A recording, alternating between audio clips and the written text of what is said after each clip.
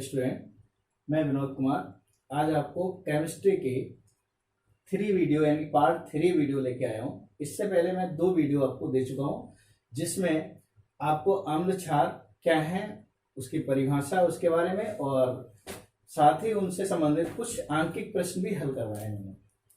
अब मैं आपको अम्लों के अम्ल तथा क्षारक के रासायनिक गुणधर्म की वीडियो लेके आया हूँ और वीडियो को आप लास्ट तक बने रहें क्योंकि इसमें मैं सारे इसके गुणधर्म बताने वाला हूँ।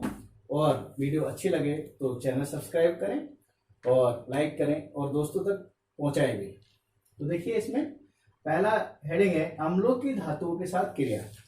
अम्लों की धातुओं के साथ क्रिया क्या है कि अम्ल धातुओं से क्रिया करके ज्यादातर हाइड्रोजन गैस मुक्त करते हैं और लवण बनाते हैं। जैसे आप देखें अम्ल अगर हम बात करें धातु जैसे जैडन जिंक धातु है, अगर हम H2SO4 सल्फ्यूरिक अम्ल से क्रिया कराएं तो यानी कि क्रिया करने के बाद में तो जैडन इसके SO4 से क्रिया करेगा तो ये बन जाएगा जैडन SO4 प्लस जो H2 बचा ये हाइड्रोजन गैस अलग होगी यानी कि ये H2 गैस बचेगी। इसका नाम भी आपको लिखना जरूरी है तो यहाँ पे ऐसे लिखें, इसमें जिंक और ये सल्फ्यूरिक अम्ल है, सभी का मालूम होना चाहिए। सल्फ्यूरिक अम्ल जिसको हम तेजाब भी कहते हैं, अर्थात धातुओं की क्रिया अम्लों से कराई जा रही है तो ये जिंक सल्फेट प्राप्त हुआ, जिंक सल्फेट और हाइड्रोजन गैस मुक्त हुई, हाइड्रोजन गैस।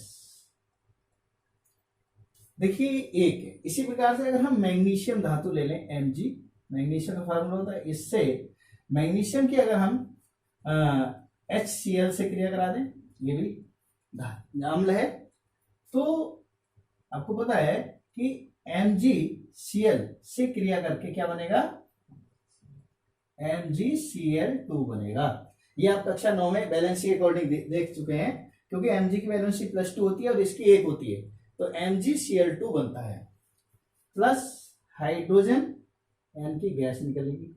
अब देखिए इसको बैलेंस करना है, Mg एक है Cl की है 2 है तो यहाँ पर 2 से गुणा कर लो। अब देखिए हाइड्रोजन भी 2 हो गए। इसको साइड में मैं बता दूं कि हमने पहले 9th में आपको सिखाया था कि Mg और Cl अगर देखा जाए तो इसकी बैलेंसी जो है Mg की 2 है और Cl की 1 है, क्रॉस मल्टीप्लाई तो Mg1 और Cl2 तो MgCl2 इस प्रकार से बनता है। इसी प्रकार इसका अगर सेकंड देखें तो कुछ अम्लों की धातुओं के साथ कुछ क्षारक भी धातुओं के साथ क्रिया करते हैं तो यहां लिखेंगे क्षारकों की धातु के साथ अभिक्रिया या क्रिया। कुछ क्षारक होते हैं वह भी धातु के साथ में क्रिया करते हैं लेकिन सब नहीं, परंतु सभी क्षारक क्रिया नहीं करते। यहां पे आप ये लिख सकते हैं परंतु सभी क्षारक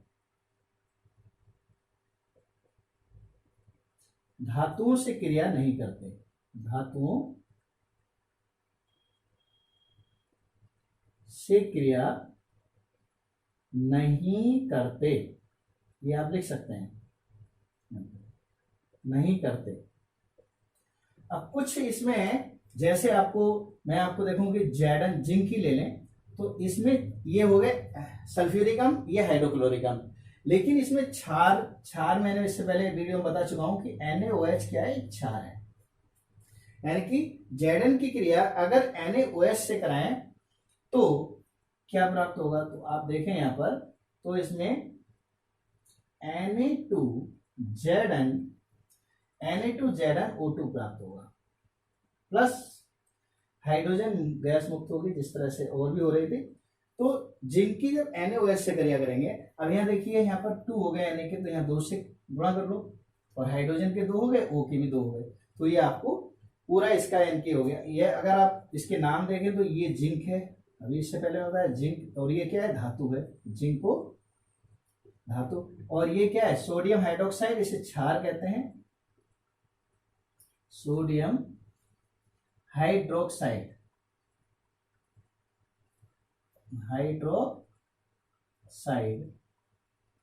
जो कि एक प्रबल क्षार है, और इसकी अब क्रिया कराएंगे तो ये सोडियम जिंक लवण बनेगा, सोडियम जिंकेट, ये बनेगा आपका सोडियम जिंकेट, और ये लवण है, ये भी लवण है, ये जो है सोडियम जिंक ये भी लवण है आपका, तो हाइड्रोजन गैस, और ये भी आपका लवण है, तो प्लस हाइड्रोजन गैस मुक्त होगी जो आप जानते हैं।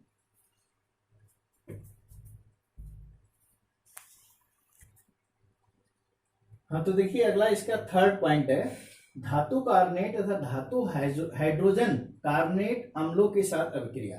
क्या है धातु कार्बोनेट? जैसे आपने सोडियम का नाम सुना, सोडियम के साथ में CO2 जुड़ गया, CO3, तो धातु कार्बोनेट, इसको Na2CO3, और इसका सामान्य नाम आप जानते हैं सोडियम कार्बोनेट, या इसे धावन सोडा भी कहते हैं, यानी कपड़े धोने का सोडा।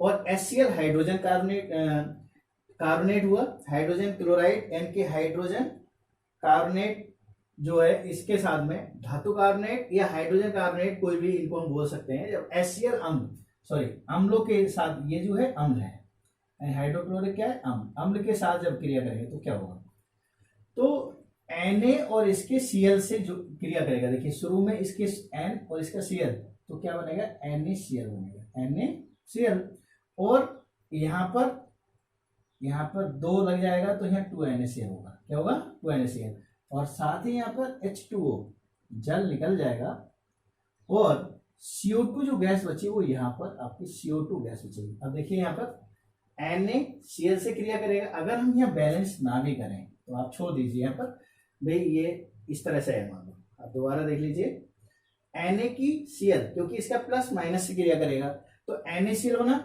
प्लस साथ में H और O जुड़कर हमेशा H2O बनेगा, और CO2 अलग निकल जाएगा। अब बैलेंस करना है, Na के यहाँ 2 है तो यहाँ हम 2 से गुणा करेंगे, अब Na के 2 हो गए, Cl के 2 हो गए, तो Cl के यहाँ 1 है, यहाँ 2 से गुणा कर लेंगे, 2 हो गए, H के यहाँ पर 2 है, और O का यहाँ पर 1 निकल गया CO2, और यहाँ देखिए ये जो है ये सॉलिड फॉर्म में होता है, और ये आपका एक्वस फॉर्म में होता है, एक्वस माने जलीय अवस्था में होता है, ये स्टेज में पहले भी बता चुका हूं आपको, और ये भी आपका एक्वस फॉर्म में है, और ये आपका लिक्विड, क्योंकि जल लिक्विड होता है और कार्बन डाइऑक्साइड गैस होती है, ये इसकी स्टेज है। इसी प्रकार से अगर NaSCO3 की हम करें तो इसका NaCl से क्रिया करेगा, तो NaCl बनेगा, यहाँ भी NaCl प्लस H और Ha और एक O यहाँ से निकल जाएगा, तो H2O जो ऊपर था वो यहाँ भी बनेगा, प्लस यहाँ से CO एक O निकल गया तो CO2 बचेगा। बिल्कुल जो सेम प्रोडक्ट, ऊपर खाना सोडा हो, ये नीचे खाने सोडा का सूत्र है, ऊपर धावन सोडा, दोनों से यही प्रोडक्ट बनेंगे हमारे, यानी कि अब ये भी ये आपका एक्वस फॉर्म में, ये लिक्विड है, और ये आपके गैस फॉर्म में, तो ये आपका यानी कि लवण इनको बोल सकते हैं आप, ये आपके लवण है, और ये आपका जल बना, और इसमें ये गैस, ये 3 चीजें प्राप्त होंगी। इसमें जो आपका जो CO2 जो गैस बनी, अगर हम इसे बुझे चूने के साथ में क्रिया करें, बुझे चूने का सूत्र है CaOH का होल ट्वाइस, अगर इसको हम यहां पर ले लें plus CO2, CaOH whole twice, अगर हम CO2 से क्रिया कराएं तो ये CaO और यहां से ये निकल जाएगा, तो ये इसका मतलब CaCO3 कैल्शियम कार्बोनेट प्राप्त होगा, प्लस क्योंकि CaCO2 एक O यहां से आ जाएगा, बचा H2O, वो H2O यहां निकल जाएगा, इनकी जल, ये आपका जल प्राप्त हुआ। और अगर CO2 की अत्यधिक मात्रा, इसमें कैल्शियम कार्बोनेट में अगर CO2 की अत्यधिक मात्रा करें, CO2 की अत्यधिक मात्रा प्रवाहित करने पर, अत्यधिक मात्रा प्रवाहित करने पर, प्रवाहित माने CO2 की गैस बहुत ज्यादा छोड़ने पर, प्रवाहित करने पर अगर हम ये करें तो जो कैल्शियम कार्बोनेट है CaCO3 प्लस लिक्विड यानी कि H2O और प्लस CO2 यानी कि इसमें CO2 गैस और मिल गई, तो ये पुनः आपको इसमें इनकी होकर क्रिया, ये आपका फिर CaHCO3 प्राप्त होगा, HCO3 का होल ट्वाइस, ये आपकी एक्वस फॉर्म में होगा। अर्थात इसमें ये जल में विलयशील होगा, जल में विलय, विलय का मतलब जल में घुल जाएगा, जल में विलयशील होगा। जो ये पदार्थ होगा ये आपका जल में विलयशील होगा। ये आपका देखिए कैल्शियम कार्बोनेट, इसको आप खड़िया बोलते हैं, चूना पत्थर बोल सकते हैं, या संगमरमर भी बोल सकते हैं। अर्थात आप इसे, इसका नाम दें खड़िया, खड़िया का भी सूत्र यही होता है चूना पत्थर, इसका चूना पत्थर को भी यही कहते हैं, हम 8वीं में पढ़े हैं। और इसे संगमरमर भी कहते हैं, संगमरमर, जिससे आप मार्बल बोलते हैं, वो भी यही होता है। और ये आपका लिक्विड है और आपको CO2 पता है गैस है, तो ये आपकी इस स्टेज में प्राप्त होगा। ये जो है ये CaOH होता है, ये बुझा चूना होता है, बुझा चूना का सूत्र है। कार्बन डाइऑक्साइड गैस है और कैल्शियम कार्बोनेट फिर यही आ गया खड़िया वगैरह। तो इस तरह से आपका धातु कार्बोनेट और धातु हाइड्रोजन कार्बोनेट के साथ क्रिया हुई। तो देखिए अब अगला जो चौथा पॉइंट है वो है अम्ल तथा क्षारक की परस्पर क्रिया, अभिक्रिया, यानी कि आपस में अम्ल और क्षार को अगर आपस में मिला दें तो क्या होगा। जैसे आपने देखा है कि बिजली के अगर एक गर्म तार और एक ठंडा तार, दो तार आ रहे हैं, तो उनमें आपस में अगर दोनों को हमने मिला दिया तो क्या होगा, ब्लास्ट होगा, होगा कि नहीं होगा।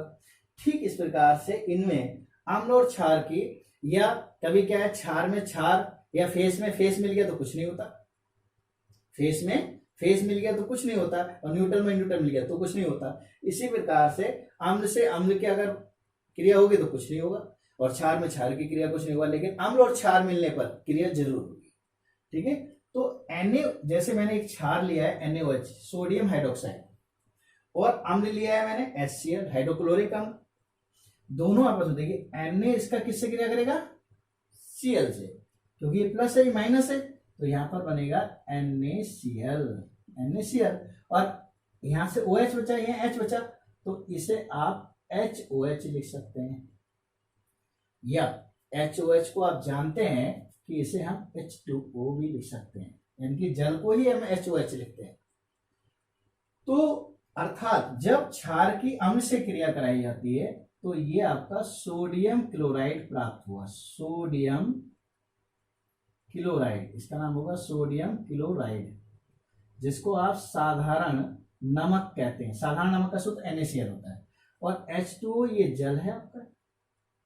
अर्थात जब अम्ल की क्षार से क्रिया की जाती है तो इसको हम लवण कहते हैं, लवण और जल बनता है, लवण और जल बनता है। इस अभिक्रिया को उदासीनीकरण की अभिक्रिया कहते हैं, न्यूट्रलाइजेशन, जिसको न्यूट्रलाइजेशन रिएक्शन कहते हैं। अब इसी के आधार पर ये मैंने एक सूत्र दिया है, अगर मान लो इसको आपको समझना है, सूत्र देखिए, MOH, M क्या है मेटल, और OH हाइड्रोक्साइड यानी मेटल हाइड्रोक्साइड यानी धातु हाइड्रोक्साइड की क्रिया जब HX यानी कि हाइड्रोजन क्लोराइड से करेंगे, ये क्लोरीन होते हैं, तो देखिए इसका जो M है ये X से क्रिया करेगा, और ये जो है ये अलग निकल जाएंगे आपके HOH हो जाएगा ना। अर्थात यहां से आपका MX प्राप्त होगा, MX प्लस यहां से HOH या H2O, यानी कि आप लिखेंगे HOH। तो ये आपका क्या हुआ, टोटल अगर देखा जाए तो ये आपकी एक सूत्र बन गया, इस रिएक्शन का ये सूत्र बना।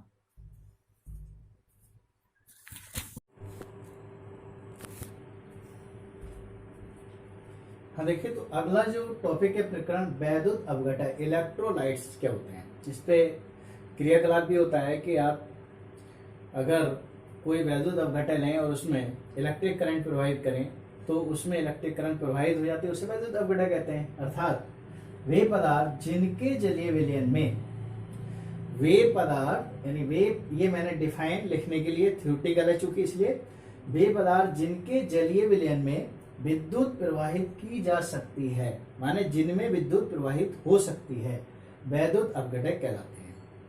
जैसे अगर आप आश्रित वाटर लें, पानी लें, उसमें बिजली करंट प्रवाहित करें तो नहीं होगा, तो वो वैद्युत अपघटक नहीं है। लेकिन नमक डालकर अगर पानी आपने किया तो उसमें विद्युत आसानी से आ जा सकती है, अर्थात वह वैद्युत अपघटक है। नमक का जलीय विलयन जो वैद्युत अपघटन है। उसके बाद में है नेक्स्ट, वैद्युत अपघटन क्या है। अपघटय और अपघटन में अंतर है। इसको इलेक्ट्रोलाइट्स कहते हैं, इन्हें इलेक्ट्रोलाइसिस कहते हैं, वैद्युत अपघटन।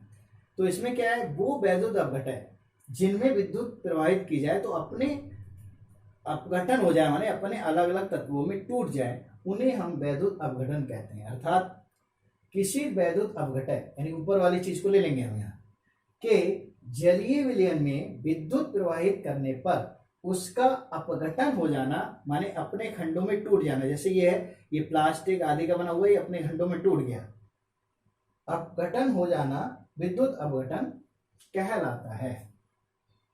जैसे HCl में, अगर HCl का जलीय विलयन है, जल में पानी में HCl हाइड्रोक्लोरिक अम्ल मिलाकर आप विद्युत प्रवाहित करें तो ये H2 माने हाइड्रोजन और Cl2 माने गैस यानी क्लोरीन में टूट जाएगा।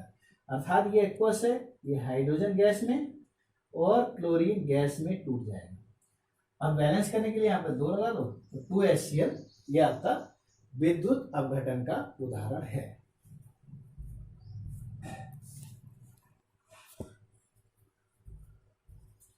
देखिए नेक्स्ट टॉपिक है इसके बाद में, जलीय विलयन में अम्ल या क्षारक का प्रभाव। कि जलीय विलयन में अम्ल या क्षारक का प्रभाव क्या होता है। तो देखिए आप, जैसा पहला पॉइंट है, अम्ल जल में घुलकर H+ या H3O+ हाइड्रोनियम आयन देते हैं। ये मैं पहले भी समझा चुका हूं कि अम्ल जो है वो पानी में या जल में घुलकर H+ या H3O हाइड्रोनियम आयन देते हैं। जैसे HCl एक अम्ल है, हाइड्रोक्लोरिक अम्ल है, जल में ये घुलेगा और जल में घुलकर ये H2O, यहां से H जुड़कर तो ये H3O+ आयन देगा, H3O और प्लस जो Cl, यहां से देखिए H2O में एक H जुड़ गया तो H3O+ और Cl- जो है ये अलग हो गया। इसी प्रकार से H+ में H2O अगर हम जुड़ेगा तो यहां भी आपका H3O+ आयन प्राप्त होगा। सेकेंड पॉइंट है, क्षारक जल में घुलकर, जो क्षारक होते हैं, बेस जो होते हैं, वो जल में घुलकर OH- आयन देते हैं। यहाँ पर माइनस लिखा हुआ है, इसको ध्यान दें, आयन देते हैं और जल में घुलनशील क्षारक को क्षार कहते हैं। वे क्षारक जो जल में घुल जाए वो क्षारक कहलाते हैं, क्षार कहलाते हैं। सारे क्षारक जल में नहीं घुलते, कुछ ही क्षारक जल में घुलते हैं, उन्हें हम क्षार कहते हैं। ठीक, क्षारक और क्षार में यही अंतर है। तो NaOH जैसे सोडियम हाइड्रोक्साइड, इसको कास्टिक सोडा कहते हैं, सॉलिड है, जल में जैसे घुला तो इसमें आपका Na जो है, Na+ ये अलग हो जाएगा और इसमें OH जो माइनस है ये आपका अलग हो जाएगा। ये एक्वस होंगे, एक्वस माने जलीय अवस्था में होंगे। किसमें होंगे, जलीय अवस्था में। इसी तरह से और उदाहरण ले लें आप, अगर आप KOH ले लें, पोटेशियम हाइड्रोक्साइड, ये भी सॉलिड है, जब इसको जल में घोला जाएगा या जल से क्रिया करेंगे तो ये भी K+ और OH- में टूट जाएंगे। ये सब एक्वस फॉर्म में है, किसमें, एक्वस फॉर्म में, ये एक्वस है। इसी प्रकार से अगर आप MgOH का होल ट्वाइस ले लें, मैग्नीशियम हाइड्रोक्साइड, तो ये भी जल में घुलने के बाद में यानी H2O, तो Mg++ और OH- यानी कि OH के 2 जो है ये माइनस के, इस तरह से ये अपने आयनों में टूट जाएगा। ये भी आपकी एक्वस फॉर्म में होता है, ये भी एक्वस फॉर्म में होगा, ये आपका सॉलिड होगा। ऐसी CaOH को ले लें तो CaOH होल ट्वाइस, ऐसे आपके बहुत सारे हो जाएंगे, CaOH होल ट्वाइस, तो ये भी आप अगर H2O, तो यहां भी देखें आप Ca++ और 2OH जो है माइनस में, ये टूट जाएगा आपका, एक्वस फॉर्म में है सारे।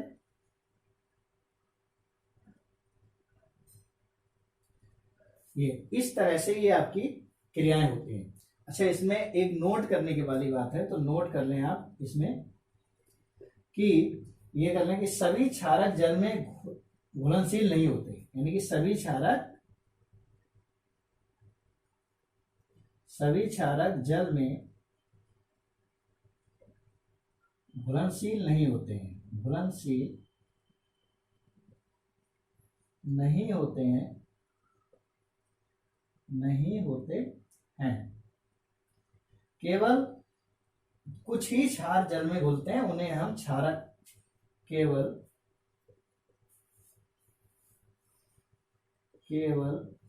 कुछ